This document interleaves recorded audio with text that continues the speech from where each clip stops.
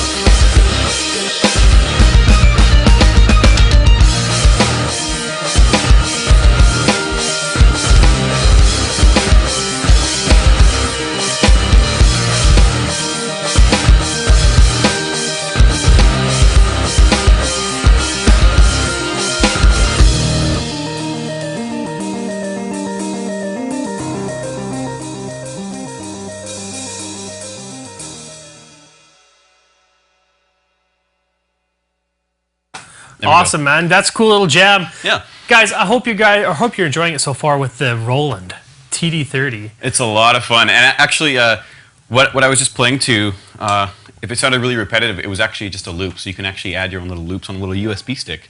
Oh, I know. So, we got a ton to talk about today about that. So again, welcome everyone. We've had a ton of people asking us over the last couple months, when are you going to do an acoustic, or sorry, instead of an acoustic kit, when are you going to have a lesson with an electric drum set in there? And I've been trying so hard to get everything to line up, and this week seems to be the week. Here we are. Sean's been kind enough to use his contacts, bring in a Roland drum set for us. So thank you very much. This is a TD30, one of the newest models that they made. This is their newest flagship model. Yeah, this replaced the TD20.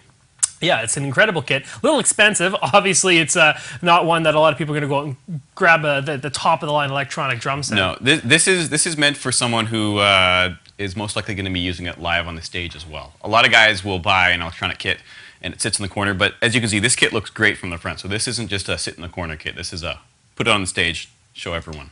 Very cool, very cool. So the whole idea for this lesson, guys, we're going to talk about the benefits of electronic drum set, tricks and tips on how to practice, some things that you do want to do, some things you do not want to do. But the main goal is just to give you the main idea that, you know, you can practice and get very far on the drums just with an electric kit. And in fact, you, for the most part, correct me if I'm wrong, but you practice on an electric kit. I do, yeah. I've been living in condos, now a townhouse, which is pretty much the same thing.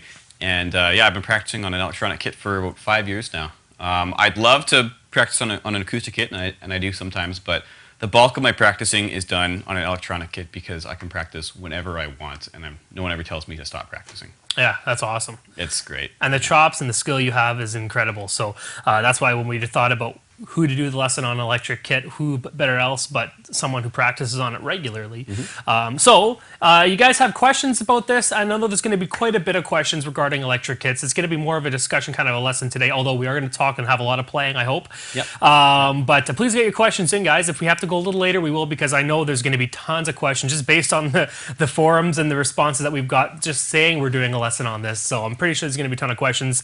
That being said, Sean, you want to just dive right on in? I mean, first off, the basic benefits to an electric and acoustic kit. So. Basic benefits, electronic versus acoustic. I mean, number one, obviously, there's a volume knob. You can turn the volume down, and you can even just use headphones. So you don't need to have sound ever, really, except for just the sound of us hitting the pads. Now, mesh, obviously, is going to be quieter than rubber. As you can kind of notice with an electronic kit, when you're hitting the cymbals, which are rubber, they're going to be a little bit louder than the mesh, which absorbs the impact a little bit more. But other than that, they're really, really quiet, and it's a great practice tool, and it's so much more interesting than just sitting with an actual practice pad, because there's no actual sound, there's no real feel of, you know, playing drums. It just feels like you're, you know, practicing rudiments on a book, right? So electronic drums are really, really good to kind of inspire you to practice a little bit more. That's what I've always found anyway. Do you want to just quickly show, I mean, I'm sure most people have already heard it without, but can we turn the volume down on this and just have the mic from your lapel so we can hear what it sounds like? Yeah, let's because there is some sort of volume to it. I don't want to mess with Victor's volume settings here. Audio Guru, am I already throwing you for a loop? Yeah, let's do it. Take it down there. Just play. Bring it in and out, Victor, if you can. That'd be great, so you can kind of hear the difference. And we're going to leave these mics on so you guys can hear. Because with mesh heads, it's quieter than rubber pads. Definitely. And I know a lot of people. I used to have an electric kit where my landlords could hear it, and it was the worst. So I mean, maybe mesh is the way to go. But just play it a little bit so you can hear the volume. Still hear the volume. Here we go.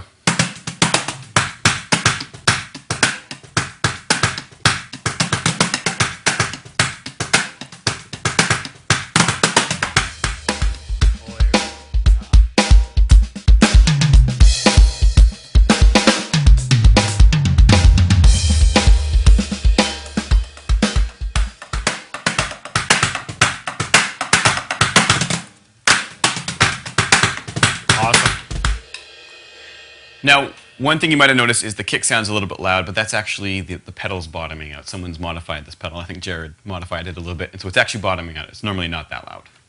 Cool, cool. Yeah. Now, a couple people in the chat are also first asking, and we'll get all this kind of stuff out of the way.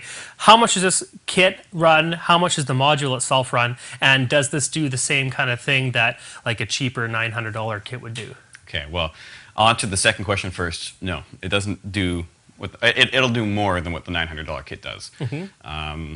So this kit, as it is now, I'm not sure what the American street price is, but in Canada it goes for about $8 grand. So it's going to be pretty similar in the States. The brain itself, its predecessor, the TD20, was going for about 25. So I think this one's probably going for more like 28 or 29 for the brain. Okay. Yeah. Cool. But the brain is this is the powerhouse. I mean, these are really nice pads. But all of the calculations, and I say calculations because of the modeling technology, everything takes place in here. This is a little miniature computer, and it's calculating where on the head you're hitting, and so what sound it should reproduce. It's calculating, for example, on the cymbals. Since I'm hitting it on the edge, it's saying, okay, I'm going to give it an edge hit. But if I do this, it says, oh, he's doing a swell, I better make it sound more like a swell. So it's behavior modeling. It's actually, you know, making all these complex little calculations in real time to kind of create a more realistic drumming experience. It's pretty cool. Cool. Sorry to interrupt. I just had a lot of questions about that pop up, so I'll let you continue. Yeah. No, that's that right there. Where were we? Talking about different sounds, the big basic benefits, and like if you're going to buy an electric drum set, do you go out and buy, or if you're going to go buy a drum set, do you choose an electric one over an acoustic one? That's a very common question, and my answer is both. You have an electronic, or you have an electric guitar, you have an acoustic guitar. Different situations, both useful. Same with drums. An electronic drum set is going to let you practice a lot more. It's going to let you have a whole lot more sounds. Like this thing's got like I think 80 preset kits built into it, and then plus looping and all sorts of things like that, which you wouldn't get with an acoustic kit unless you added electronics to it. So they're two different beasts. That's why it's always interesting to me when people will say, like, I can't play on electronic kits. Like, you know, I just can't do it. It's not the real thing. Exactly, it's not the real thing. It's not really meant to be the real thing. It's meant to give you kind of a similar experience, but it's kind of like a wrench versus a whole toolbox. You're going to be able to do what you can do with the wrench, but it's going to be different, and you're going to be able to do a whole lot more things with it at the same time. Cool. Yeah. So this is such a broad subject. I'm just trying to think of where we are. Yeah, well, let's talk about the Where we're little going. different sounds and all that, because we have a whole, like I said, a whole PDF here of different things to talk about. Mesh versus rubber pads, built-in metronome, many different sounds, customizable. So yeah, why don't you? Why don't you give me that list? Yeah, sure. There you go, buddy.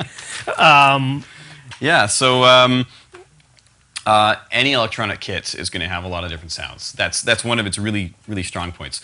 Some of them in the lower price ranges of $700 to $1,000 are going to be like 25 to 50 kits, and then the higher end ones are going to be 50 to 100 kits. This one has, let me just scroll through it really quickly, but I think I said it was 80, and I think it is 80. 80, and then we have 20 user kits. So basically, you can have, there's 80 different preset sets, and then you can also combine those for 20 more, which is pretty cool. So I'm just going to cycle through a bunch of different sounds so you can kind of get the picture if you've never done this before at a music store.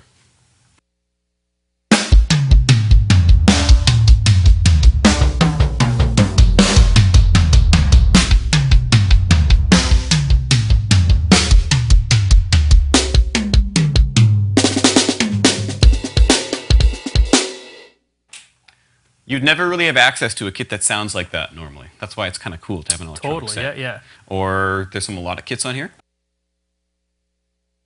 Or djembe, world percussion.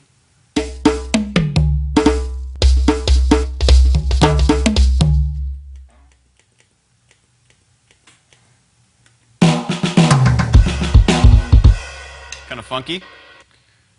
Brushes, which you can actually use brushes on this.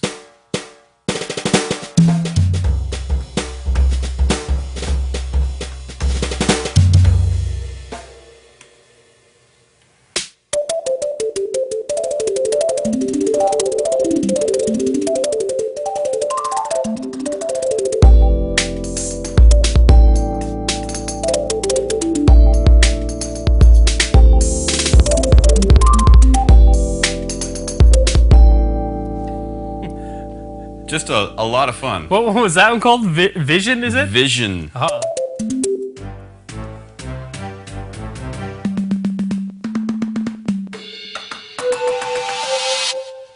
So again, you couldn't be able to you couldn't do that with an acoustic kit, and so this isn't an acoustic kit, and it's not meant to replace it. It's just a whole new set of tools. Again, we got tons of things like you can start patterns.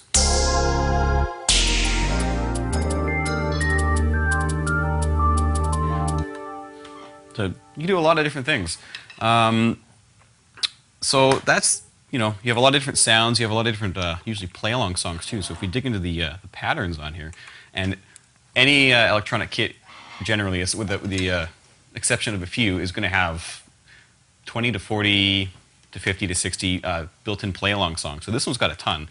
Some of them are actually associated with the kits that trigger sounds. But let's. And the one thing that's so nice about having built-in play-alongs with any kind of electric kit, you can change the tempo of the songs that you're playing. So if you're really trying to learn, I know just last week we did a whole week on Latin drumming, and if you're trying to learn some Latin chops, or you're trying to learn a samba or bossa nova, you actually speed it up and slow it down, and you have access to practice that within a style. And they're all very genre specific too. So if you want to get better at your shuffle or whatever, right? Pop 16. Let's try that.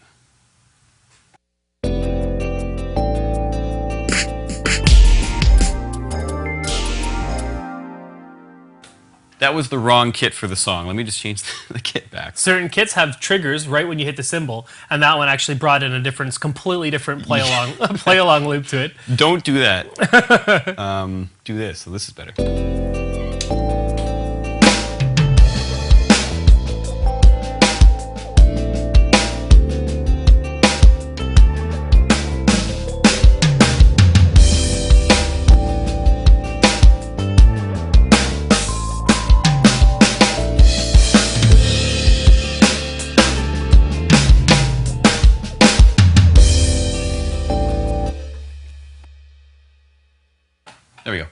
again, that's just another example of a loop. So if you want to get good at, I think this is supposed to be like 16-year-old pop music. So if you wanna go where the money is and play some pop, find a loop and practice it to your heart's content. Shuffle pop. Now we also have built-in metronome on here, which is to me is I think one of the smartest features. Depending on what kit you have too, there's also I know with the new Rolands per se. I'm not going to say all of them have it because I know all of them don't. But there's a way you can plug it into your USB. And you can actually plug it into your computer and see exactly where your notes are falling, and see where you're having troubles with, see where your faults are, and all that kind of stuff. But even just having a built-in metronome as it is, I mean, it's a hassle for a lot of drummers when they're at a kit to get a metronome that'll bleed through their ears enough so they can hear it. Yeah. So having it on an electric kit, I mean, it's brilliant. And a metronome that's powerful enough that you can do presets. Some of the other kits, I'm not sure if this one has it. This is a pretty big brand, and I haven't totally delved into everything that it has to offer, but I know the TD15 and the TD11 in specific actually have coaching functions. So it'll actually give you a visual cue so you can watch to see if you're a little bit behind the beat, with the beat, ahead of the beat, and it'll grade you.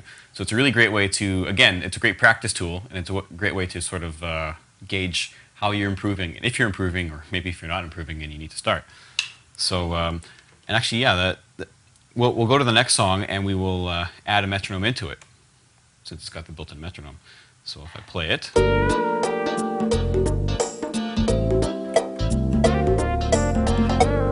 There it is.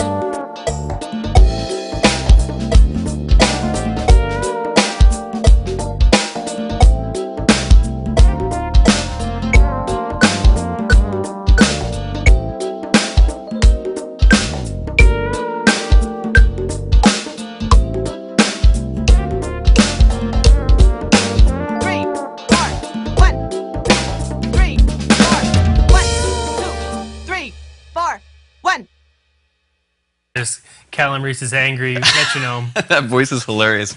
But it actually comes in handy if you're playing something like odd time signature and you're like, I'm not sure where the 1 is and where the 7 ends. So here's our metronome. Again, almost every electronic kit is going to have one this in depth, so you can change your time signature. This one's 4/4. Let's try 5/4. 1, 2, 3. Change the voice 4, though. 5, 1. There you go, a nice beep. And maybe change it to 8 notes.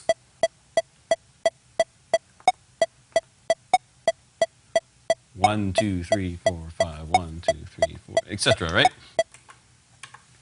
So basically, any electronic kit you buy, it's going to have that built in. And it's a great practice function. One of the questions that we get a lot when people are deciding what pack to get, or if they're just starting on the drums, they say, oh, well, I noticed on Drumeo, or I noticed on Drumming System you guys use an acoustic kit, but I only have an electric kit. Is that going to work for me? Obviously it's going to, but what do you have to say about that? People who are concerned that they might not be able to pick up the lessons the same being on an electric kit to an acoustic. It's actually, I work at a music store, so it's a really common question. People will say, like, I think that I need to get an electronic drum set, but is it going to be the same as an acoustic kit? And the coordination is identical. Everything that you're playing, as long as you have the kit set up comfortably and properly, is going to be the same. The only thing you have to take into consideration is, are you playing the same way you play on an acoustic kit? Are you still trying to aim for the center of the head? I find that actually electronic drums are really good for your aim too, because the pads are smaller.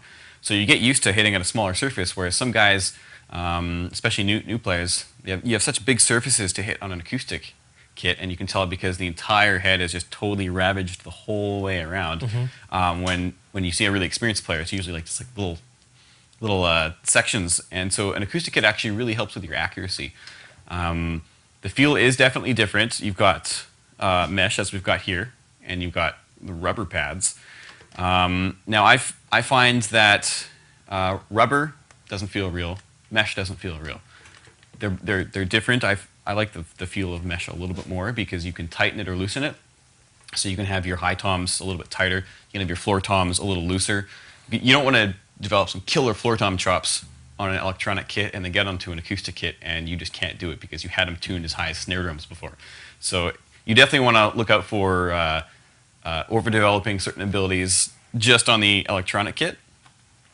Same with the snare. Like you want the snare to feel like a snare drum, and that's one thing actually that you don't get with the rubber pads is they have the same feel the whole way around, which I find tend to be a little bit more forgiving than on an acoustic kit where it absorbs some of your performance. On the rubber pads, it just bounces right back at you. So it's a great practice tool, but nothing replaces learning the chops on an acoustic kit as well. That's what I find. I have had some guys, usually older guys, comment saying that they started getting severe wrist pain from playing on rubber pads too much. Now, I'm not sure if that's just something that kind of comes with age or arthritis or something like that, but it is something to be wary of. Like when you're playing on an acoustic kit too, like you can do the same thing yourself with an acoustic kit. Like play until you, if you're feeling pain, stop playing, adjust your technique, as such. But other than that, neither are going to be real. They're going to be slightly different. And my kit at home actually has a mesh snare and then rubber toms, and I think my playing has developed just fine. Yeah. Well, obviously, it sounds great when you play on the acoustic kit. It doesn't sound like you're only an electric kit player at all. Thank you. That's good. Yeah. That's what I like to hear.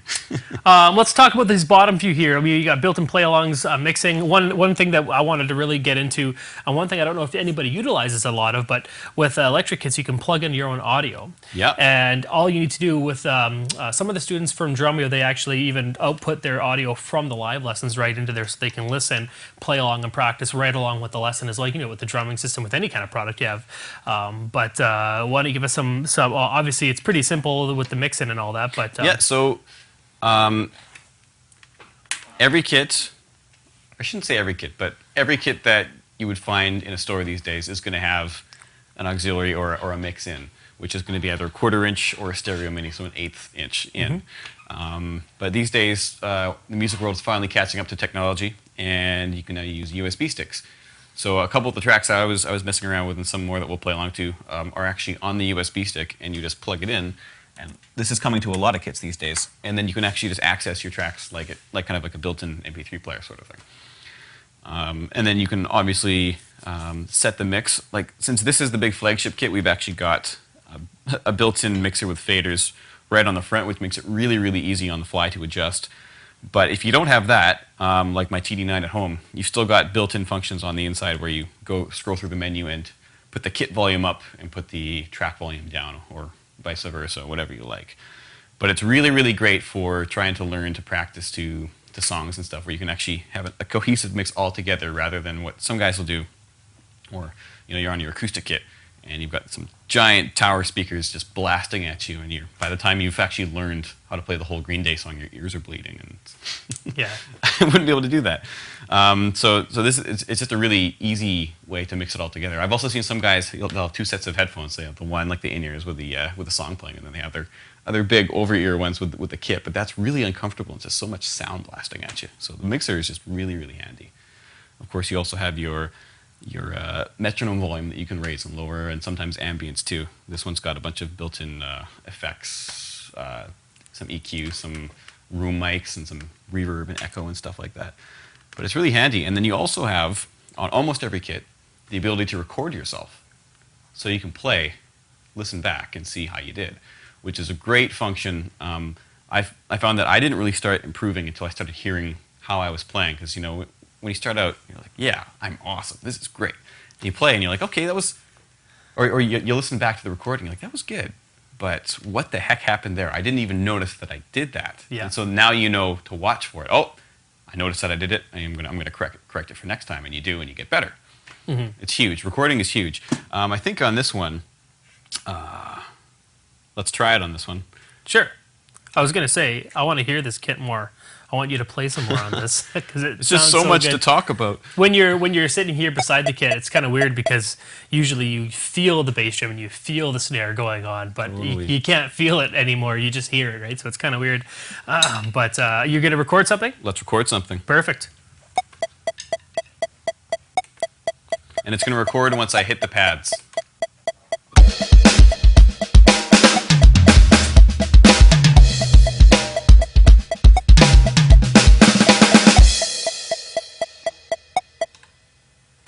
Let's listen to it.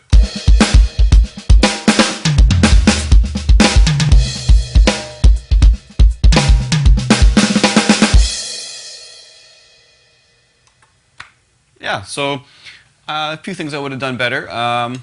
Try it again, you know, and so on and so forth. So it's pretty cool. You can also you can actually record along to some of the play along tracks, I think. Let's leave that for now, though. Sure. Play along to a track right now, any play along song, and as you go through it, have it set up on the kit, and I'm going to cycle through some of the presets. I want to hear how it changes. Okay. But because I just want to hear this kit, and then show how, because you're going to play the similar similar fills, similar beats that you'd play normally on an acoustic kit. But this is going to be really cool. Let's find a good track to play along to. Here we go. Nope. Anyone will work. As long as it's not one of your crazy... It has to feel good. Has to feel good. 4/4 groove. All right, here we Never are. go wrong with that. Yeah.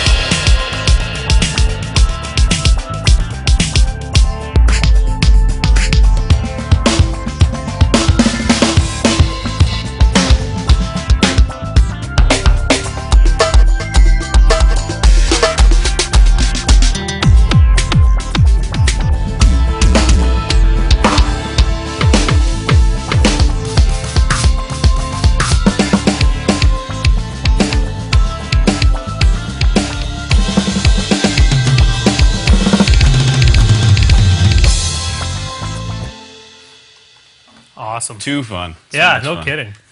Okay, we have a ton of questions, and I know we have a lot more to talk about here too, so I'll let you do that, and we'll get to the questions at the end. We got about 30. Already? Yeah, keep going there. Wow. Okay, one thing that's kind of a cool function about electronic kits is you can change the sensitivity of the pads. So let me demonstrate. Snares at a sensitivity of 7. It's a really good sensitivity. I wouldn't change it, but just in case you want to.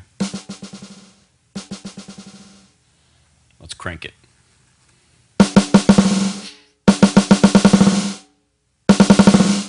So it's basically feeding everything all the time. You're not getting any subtleties, no matter where you go in the head. That's great if you want to have more of a mechanical, electronic, industrial sound. There's definitely a time and a place for any of that, and you have the opportunity to. But we'd put that more back down to 7. I find that comes more into play with aggressive styles of music where you want the kick to just be punching the whole time. So this is I'm going to go back to a normal kit first. Go back to our good studio kit. Where were we here? There we go. So right now that's at a sensitivity of 8. If we put that all the way to the top, there's no dynamics, it's just in your face the whole time.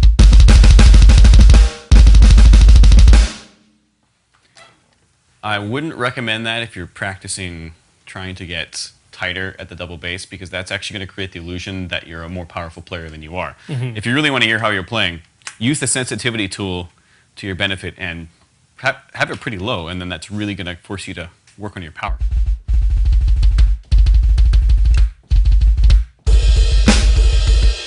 Ah, I see, yeah. So it goes both ways. So it was set at 8 originally, so we'll just leave it at that. Same goes for all the toms, the cymbals. I don't know why you would ever mess with the sensitivity on a cymbal unless you really just want something, again, really electronic or kind of processed feeling. Yeah. Again, most kits are going to have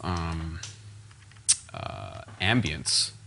Now, Victor, our audio guru, has already got some ambience on here. I'm just going to... Is it okay if I roll it in real quick? Yeah, that's fine.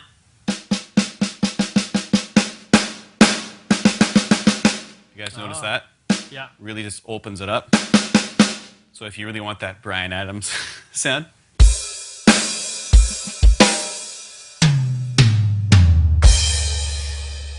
And then you can also edit that on the fly. So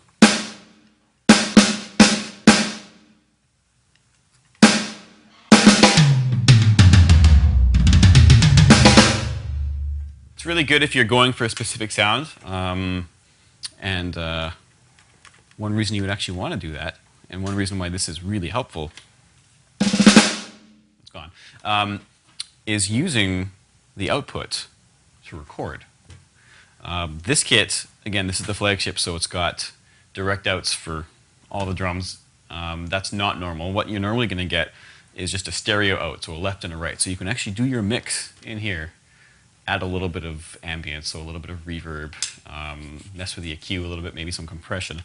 And you actually have a pretty sweet sounding drum mix, and you can record it directly into whatever you're using, you know, Pro Tools with a little M-Box or what have you. So that's, again, a huge benefit of an electronic kit that you're not going to get with an acoustic. With an acoustic kit, you're going to need to drop, you know, a minimum $300 to $400 for a cheap mic set, plus another $150 for cables, and then you're actually finally recording. With this, just out right away, and you're good to go. Cool. And again, recording is the way you get better. And also practicing in lessons and, you know, great teachers and stuff like that. But What about the size of the toms? I know you're saying you can adjust the tension of the feedback, I guess, of each cymbal and mesh head, but can you change the actual size of the toms and all that? we can edit the drums. This one you can do it a lot more. But with your average electronic drum set, you can still edit them. So let's try to mess with this kit a little bit.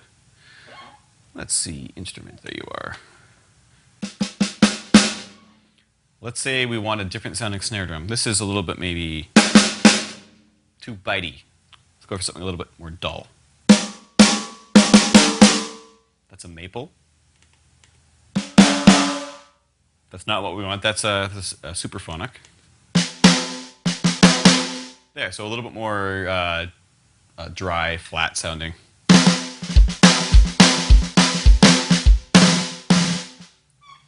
So that's where we are, but now we can edit that. So that is a mahogany snare drum.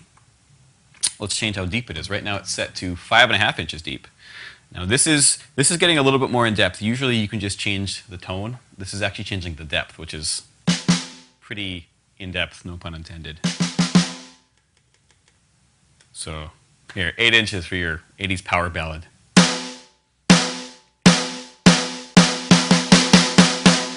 You notice it's a very slight change in the timbre. Go up.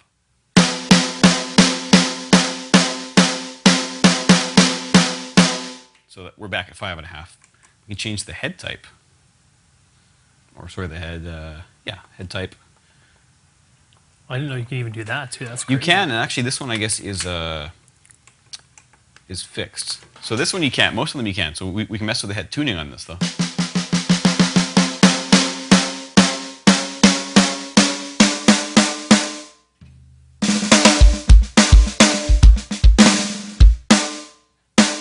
And you can crank it as far as you want, really.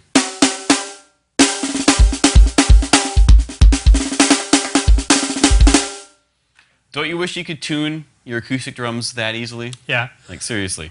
one spin.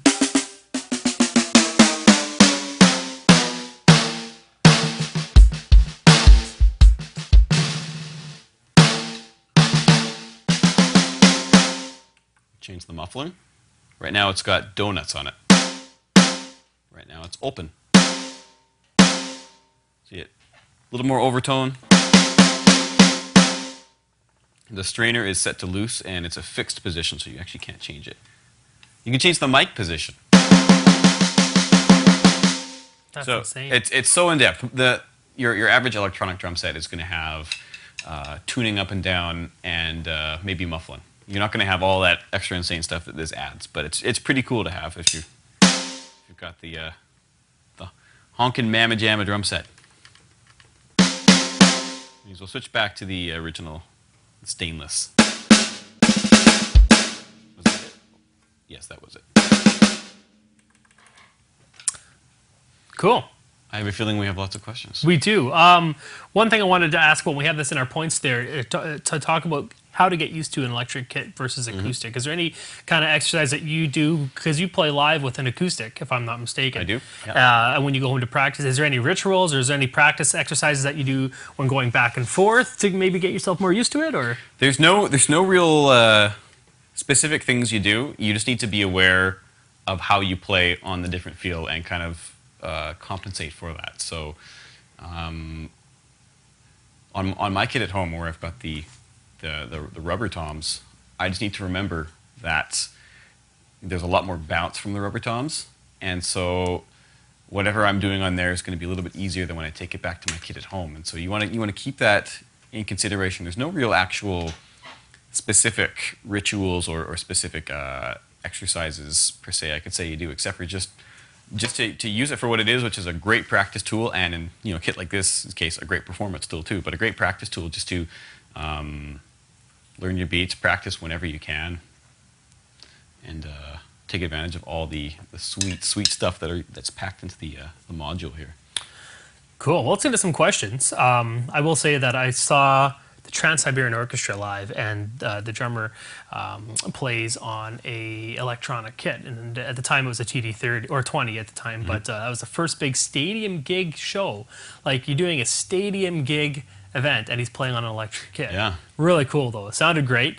But let's get some questions here. Okay, so starting from the very top, because you guys, this whole idea for this lesson is just to talk about how, the differences between the two, the benefits of an electric drum set. I think they're great to have, and this whole week we're going to do each lesson on this TD-30. So it's going to be a week of lessons, and it's going to be no different than an acoustic kit, and we're just doing that to show you guys that anybody who has an electric kit, you can still learn. And it's all the same. It's all the same, and I have some students on there. I know there's some students on there that have practice pad kits as well, and obviously there's no sound coming out of those, but the concepts that you're practicing, exercises and beats that you're doing, they're all the same, Let's start from the very top. Bones says, last Monday's lesson on Latin drumming essentials, I missed it and it's not in the library. That was put in the library a while ago. It's actually lesson number 127, so check in there and see if it's in there. If not, email me because I saw it in there just a little while ago. Evil Timmy says, this is actually a big one, so I'll paraphrase this one in a bit. Until then, Noodle says, hey Sean, I wasn't sure if the electric kits had much rebound. How do you get the feel of like the heel toe or the slide technique on the bass drum with that mesh pad? Well, again, with this mesh pad, you can tighten it or loosen it to feel pretty similar to an acoustic bass drum. It's not going to feel exactly the same, and when I first played on a mesh bass drum, it really messed with me because I find it is fairly bouncy, but you can just, once I realized you can just loosen it, you should be able to more or less pull off the same technique on it. It's just a matter of slightly altering your playing style, but it's going to be mainly actually tightening or loosening the head. Cool. Until it feels real. Evil Timmy, I paraphrased his question. He's exclusively practicing and playing on a V drum set. He wants to know, is there anything that he should know to avoid developing any bad habits when going back and forth between the two? We kind of talked about that a little bit, but yeah, just make sure that the is it mesh or rubber? If it's rubber, make sure that the kit isn't doing all the rebound work for you, because if you're doing rebound on an acoustic kit, you're going to be working a lot harder for it. So just be aware of that, as well as if you're using a mesh kit, try to have them tuned as realistically as possible so when you jump on the acoustic kit, it's not such a drastic change. Yeah, other than that, also what we talked about with sensitivity, try to stay away from the practice of setting up your trigger sensitivity so that it makes life easier for you. You don't really want that. You want it to be as realistic as possible, or sometimes even as challenging as possible to make you a better player. Other thing you want to make sure is when you're setting up your electric kit, if you can, try and set it up as identical to your acoustic kit. Yeah. If that's possible. I know with the racking system on this one, you obviously can. I've played on some Yamaha basic model kits or TD6, which you just can't bring the toms high enough or move them apart, but do the best you can to set up so it mirrors the setup of your acoustic kit. Even if it looks silly, so I've seen some electric kits that look silly set up so far apart because the pads are so small, but if that's where you're going to be hitting on your acoustic, then why not set it up like that? That's a great point. Yeah, you don't want to feel completely out of place on an acoustic kit because you're so used to practicing with everything that's like all jammed together because it's electronic. Exactly. He also asks, Evil Timmy says, can you speak of the experience with the different Roland bass drum options / hardware? Wondering how much better the more expensive options are. And I've seen that pad, obviously now that's the biggest one I've seen, but I've also seen ones that actually are attached to the pedal that actually have the pedal that go down all the way to the bottom. That's the KD7. I don't know if you could even get that one anymore, but that one's pretty sweet for like just triggering sounds and stuff like that. So this is the KD, they've changed the name, but this is the 14-inch. There's also a 12-inch, and I don't know if they're still doing the 10-inch. But the 12-inch was the one that came with the TD20, and I liked it, but I found that there was a bunch of moving parts on it, and it tended to rattle unless you were always kind of tightening it. This one is really, really great. It's all just totally one unit and hasn't rattled once, which is awesome. You also have the KD9, which is the replacement to the rubber pad. It's actually, it's the small black one. And it's actually a foam pad with sort of a synthetic fiber type material on top of it, which feels so much better than just the old rubber pad. It actually has a little bit of give, sort of like this one does. And again, that's also a great unit. It's all one piece versus the other one, which was held together by screws and would eventually rattle. So they've definitely upped their game with the pads. And if you're getting something current, you're not really going to go wrong. It just depends on the feel that you like and the budget you're working with. Cool. Tinkata says, the question of an e-kit just came up last week for our church. What would you recommend as a minimum in what to look for as a kit used at least once a week to play along with a small group? Well, I think if you're using it for church, my experiences with church and church sound is you want the stage volume to be as low as possible. So it would be good to try to get at least some kit with mesh pads, because that's going to be a lot quieter than the stick-on rubber sound. You're still going to get that on the cymbals, but they're not so rigid. They have some give, and so they don't have that sort of hard crack that the rubber pads have. So you definitely want something with mesh, and if possible, you want direct outs, because then the soundman has absolute control over the kit like you would an acoustic kit. And this kit, actually, the TD30, this is the TD30 KV. They also offer it in the in a light model. I think it's just the TD30K. So it's the same brain with all the features, but it's just a downgraded pad set. Still all mesh, but it's I think yeah, somewhere around, I think we talked about it, like somewhere around like $4,800 rather than $8,000. So that's also a good option for the church. Yeah. My church, or one of the churches I played for way back when, had a TD6, and that was too low, I think, for it. Had rubber pads. The brain didn't have as much functionality to it, and then the congregation heard the rubber pads more than they heard the drums. You don't want that. Yeah, no, not at all. Scott A says this will probably be already answered. The hot spot in the center of the Roland V drums. I just aim slightly high in the center and hope it's not too bad of a habit to get into. What are your thoughts on that? Slightly high in the center. I guess we're talking about centers here, and you're playing. Yeah, I guess he's talking about the hot spot of the drum. You talked about also aiming well. And yeah. Well, here's the thing with that. If you know that you're doing it, there's nothing really stopping you from correcting it. As with any acoustic drum, it's still going to sound the best right in that sweet spot in the center. And so if you're aware of it, that's already half the battle. So now you just need to really... It's not necessarily a terrible, terrible habit. There are much worse ones out there. But if you know you're doing it, and if you're consistent, right? If you're consistent, just move the drum. Yeah. You're going to be hitting the center. Yeah. Really. That was one of the feedback we gave one of our students too. Sent a bit of a video, and they were hitting a little bit too far away from the drum. All we needed to do is move the drum a little bit back. Move the drum or move your seat, and problem solved. Yeah. Tom McConnell says, is it possible to use the rack that comes with electric drums to mount acoustic toms or cymbals on there? That's a good question. Looking at this looks identical to the size of the Gibraltar racks and the DW racks. So yeah, you could. It's a solid metal too. It's not like a plastic rack, so it'll be able to support it. It's tough. It's literally probably the same stuff. The only thing is, I don't know what the price point is like for just buying the rack itself. It might not be too cost effective, but you definitely can. Yeah. Cool. Phoenix 127 says, I had a TD9 with mesh heads and upgraded with the TD15 module. It's fantastic for the bands I play with. So much more responsive. Yeah, it'll do a lot, because I believe the new models now, the 15 and the 30, both come with supernatural behavioral sound modeling. Yes, and William Young says, I'm curious about the supernatural sound processing, and can you really hear the difference? Also, what is the impact of position triggering when you're playing? Let's talk about the supernatural feel. Do you notice a difference already? Hugely. It's all over the drums, but I first noticed it. We got a TD15 in, it was the first one in Canada, and it arrived at my store, and I set it up right away like a little boy Christmas morning. And I noticed it right off the bat on the cymbals. The cymbals, they don't just spit out the same sample as fast as you play it, like they actually start to swell, right? Like.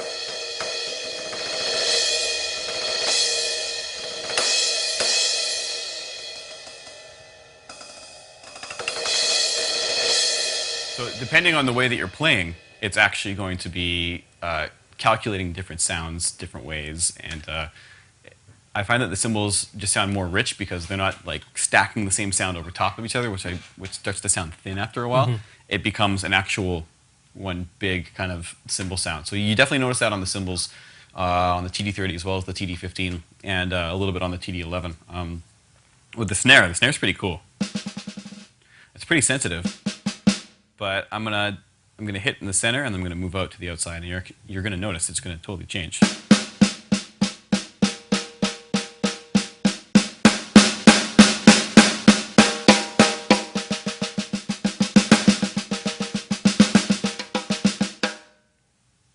That's pretty crazy. Yeah, that is. Play us just some beats and grooves with some texturized stuff so we can hear how it sounds.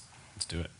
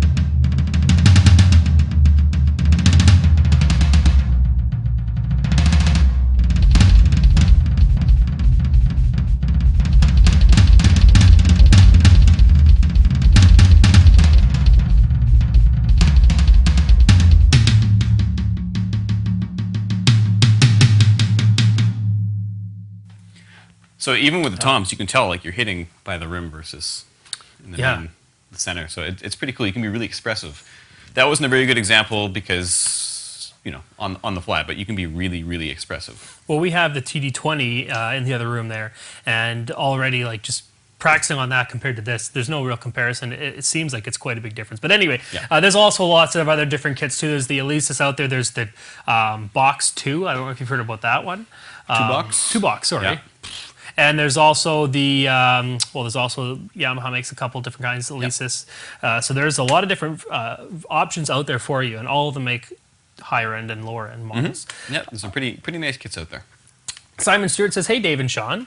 Happy anniversary to Sean, by the way. Apparently, he remembers. I didn't even know that. Sorry. You remember. Yeah. I have the Roland TD8 module with using a TD20 drum mesh heads and the KD120.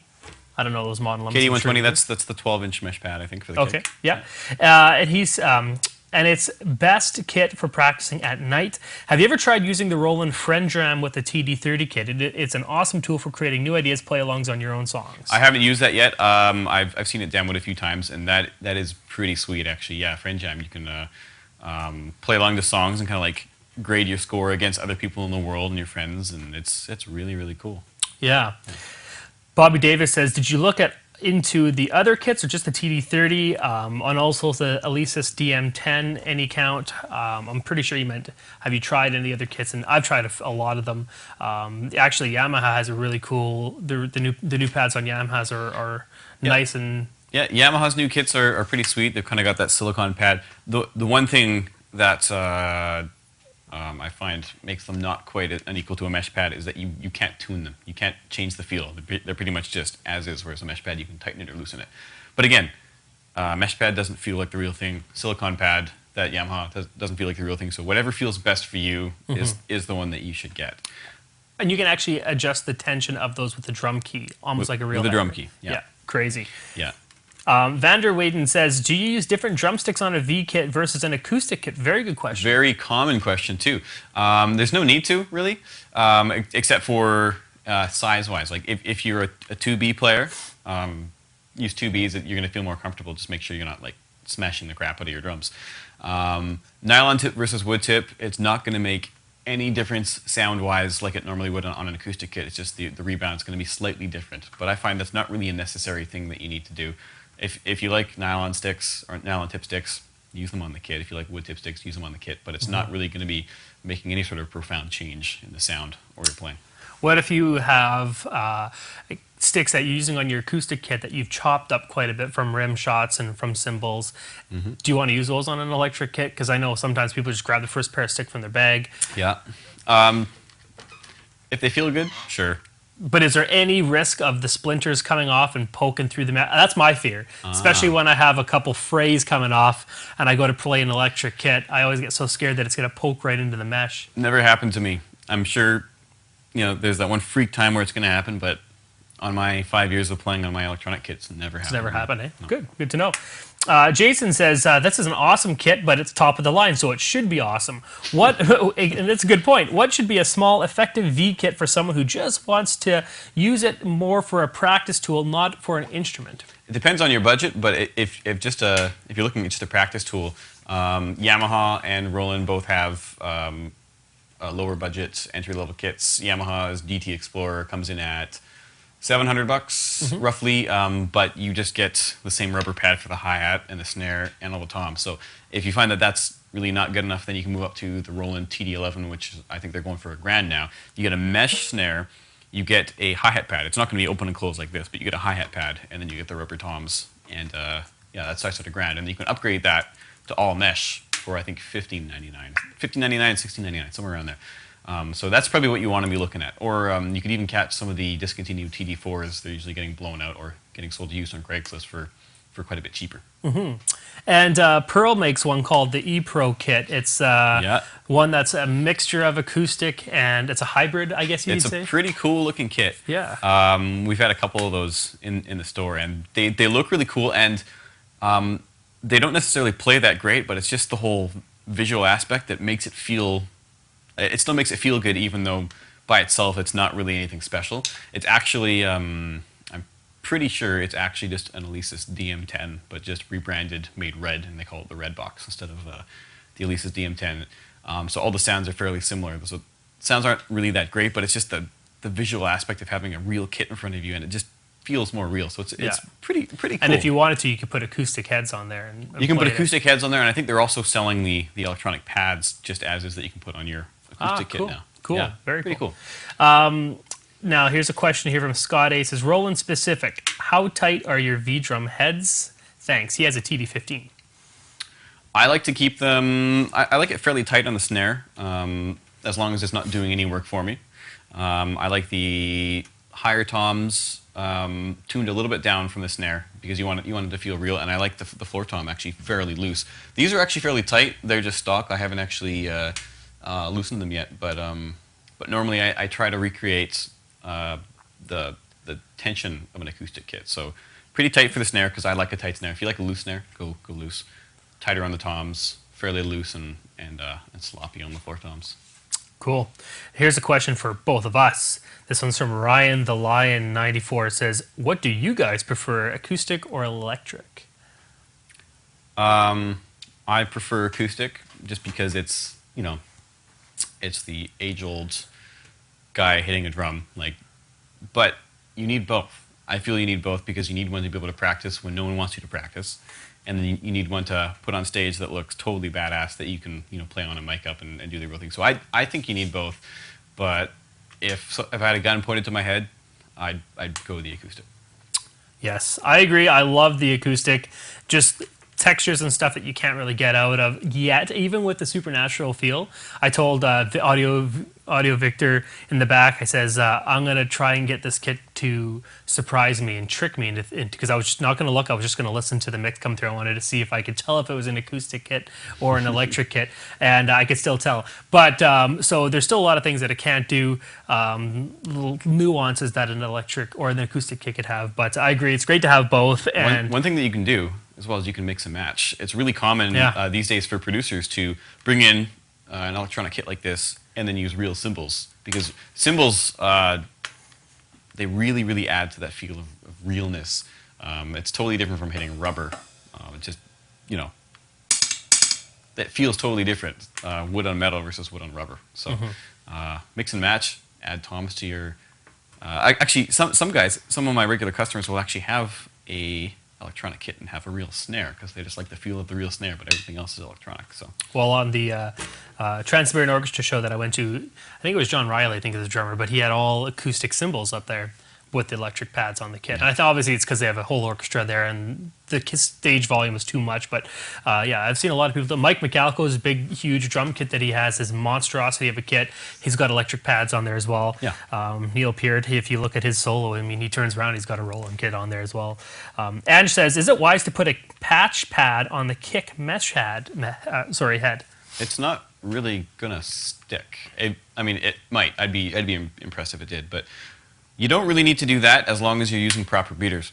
We're actually using specific Roland beaters because if you use felt, it actually starts to eat away at the drum skin.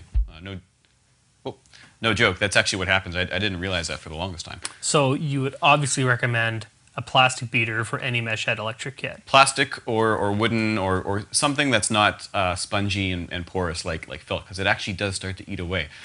You can really notice this on the rubber pads actually. It actually starts to dig a groove in. It just literally erodes it, but it'll do it on this pad too. So you don't really need the pad, just use the proper beaters. Cool. Every time I refresh this page, there's like another 6 or 7 questions. And right now there's 16 new ones that I haven't even looked at, and we're still not even halfway done. So what I'm going to do is I'm going to go through a few more of these questions, guys. Obviously, today's more of just a Q&A almost around this electric kit. This whole week's lesson is going to be on the electric drum. So if we don't get your question answered today, please come around for the next couple lessons, because there's going to be tons of time and opportunity to ask us. And during the week lessons, we make sure every question is answered. Also, I'd love for you to play us out too. Sure. Especially because I've only heard a little bit of this kit and I would just love to hear more of it. So let's go through a few more questions. Maybe you can play us out. Yeah. Sounds good? Absolutely. Okay, X-Hammer says, could you review some different drum software packages, maybe on a future lesson? You know what? Let's save that one for a future lesson, because I think I'm going to work on getting one of these kits in here for some future lessons as well, because I think there's so much you can do and teach on this. And there's a lot of members out there that have electric drum sets. William Young says, when playing live, would you use the ambience from the kit or just the natural sound of the venue? Totally, yeah. Ambience would, because some venues don't have any ambience. Some venues are just a hole in the wall. And so having the ambience is a plus. Like people will pay a lot of money to add that to their rack, their whole sound setup. So if it comes built in, totally use it. Exactly. Mikey 2012 says, can you use different parts from different kits on each pad? For example, the 70 snare on a stage bass drum, or can you only have the presets set up? Almost every electronic kit comes with a bunch of the presets, and it usually comes with empty presets, which you can create yourself. But you can always go into the presets and totally mess around with the presets themselves and change them up. So yeah, absolutely. You could have the awesomest kit ever if you want to do, if you choose all the best sounds in the brain. Mm-hmm. You don't need to stick to a 70s kit versus bop kit or whatever. Cool. Drumjack52 says, can you recommend a good monitor system for an E-kit? Roland has a pretty sweet system. I think it's called there's so many. There's like the PM3, there's the PM10. One of them comes with a bass unit and then also satellite speakers that pop up, so you get the whole stereo sound. If you just use a keyboard amp, it's a lot cheaper and it works well, but it's only mono. And drums are a stereo instrument. You've got left and right. They're almost like a surround instrument because you're literally surrounded by drums. So the satellite speakers are nice. You can also just use like if you have a good home stereo system, you can use that too. You just might blow it if you're cranking the volume on there. Sorry to keep going, but even a PA system. A PA system would be a great monitor system for an electronic drum set, and then you can crank it and make it as loud as a real kit. Shure E2s work as well. They do. That's what we're using. That's what I use. This one's from Noodle. It says, "Hey Sean and Dave, great job on the lesson. Thanks, man. I have an acoustic kit, but I was thinking of adding some electric drums to it. Is this a good idea?" We just were talking about that. It's a great idea. It is a good idea. Yeah. Do it. Just make sure everything's mixed well. That's the hardest part about it, I think, is making sure that what the people hear or what you hear is the same volume as your cymbal. If you have a crash cymbal and an electric cymbal and you hit one and then you hit the other and they can tell the difference, that's just not uniform and it's not going to sound well. It's going to sound like two different instruments. Another good way to go is many brands, well, mainly Yamaha and Roland, have these like multi-pads out. So they'll have between 9 and 12 areas, which are all different triggers. So you can add that to your kit, and you already have like basically a brain built in, and you can add a couple more triggers to that. So if you don't want to scatter them around your kit, you have a little miniature electronic drum kit right here, and then you can also add a few more pads around the kit as well. And that's actually a fairly inexpensive way to go. Those start at like $600 or $700, rather than buying a whole kit and adding that to your acoustic kit. Awesome. JK says, would the cymbals break if you hit them as hard as you would an acoustic kit? In most cases, no. It depends, though. If you're really, really trying to break them, you can break them. Same with acoustic cymbals. So as long as you're hitting them properly and not just like destroying them, they'll do fine. I've seen more acoustic cymbals break than electric. I've never seen one of those kind of cymbals break. No. But I have seen the cheaper models that have plastic and then some rubber pad. I've seen them lose their sensitivity. They will lose their sensitivity, and that's if you're really beating them up, though. With an electronic drum set, you don't need to smash it to get sound out of it. No. And that's part of the process of an electric kit, learning to play it softer. And it actually really helps your dynamic level, too, when you realize that. Definitely. Playing on that. I mean, I watch you play acoustic kits, and you use a lot of energy doing it, but you don't hit very hard. And I think a lot of that's from your practice on an electric kit. I used to play really, really hard. I used to break things a little bit more. The electronic kit really kind of reins you in a little bit, which in most cases is good. Sometimes you want that extra burst of energy, and you're just not used to expelling that. But in most cases, it's good because you don't want to be killing everyone or killing everyone's ears who's listening to your drum. Perfect. Okay, there's a lot more questions in here. We're going to have to get to those another time because we're running out of time here. But I do have one last one from Daniel J. Jones. He actually couldn't make it to this lesson, and he was really bummed about it, and he had some questions about... That's too bad. He bought a TD-15. I know. Yeah. Nice kit. Actually, he posted a video of him playing on it, too. Oh, nice. Anyway, the questions that he had was, this is one that I think we've discussed already. Is there a way to turn the snare wires off on your snare drum on here? There is, yep. Pretty simple. I guess it would probably be in the same setting as when you're adjusting the tuning and all that. It's in the strainer, so we can even do that right now for fun, if I can find it real quickly here. Edit that.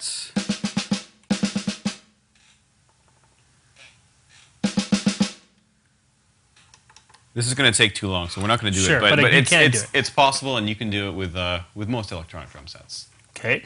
He says, can't find one, so I made a kit up with 10 rototoms assigned to the snare. Kind of works. He has a TD-15, so I know it can work because I used to do it on the TD-8, I believe.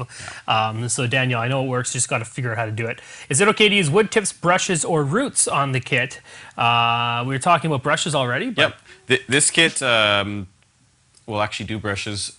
It's okay on a TD-15 and a TD-11, what have you, but it's not going to pick it up as well as one that's meant to do it like the TD-30. Cool. He has one last question, but it's way too in-depth. He says, this one might be a little bit too big to ask, but how do you trigger laptop MIDI sounds from your electric kit? And that's like a whole topic. You YouTube it. There you go. Google and YouTube it, because there's lots of tutorials. Yeah. And you do triggering with your bass drum, and you bring in a module when you do that kind of stuff. And I've actually, who was it in the chat? Mondo? Somebody in one of our, not in the chat, sorry, in the forums, posted a video of him playing on one of the basic practice. Like, what's the absolute basic Roland kit that has the 2 built-in pedals? The HD1 or the HD3, which just got released. Yeah. Yeah, he was playing on that, but for some reason it sounded so good, and he was obviously using triggers or triggering it. But anyway, Sean, you mind playing us out? Yeah, what should we do? Should we do a built-in loop on here, or should we do a song? Let's do a built-in loop on here. Cool. Because you've done a lot of your 7-year storm. So let's try a loop on there. Have fun with it. Do whatever you want. Thanks again for coming out, everyone. For all who didn't get their answers or questions answered, please, if you're a member of Drum, you'll come out for the next lessons that we're doing this whole week's on this electric kit. And it was a lot of fun seeing how it sounds. Also, the Drumeo forum as well. Hop on there, ask a question addressed to any one of us, and we'll get on there and answer it. Yeah, sounds good. All right, I'll see you guys all tomorrow. Thanks again, Sean, and good luck with the play-along. Thank you.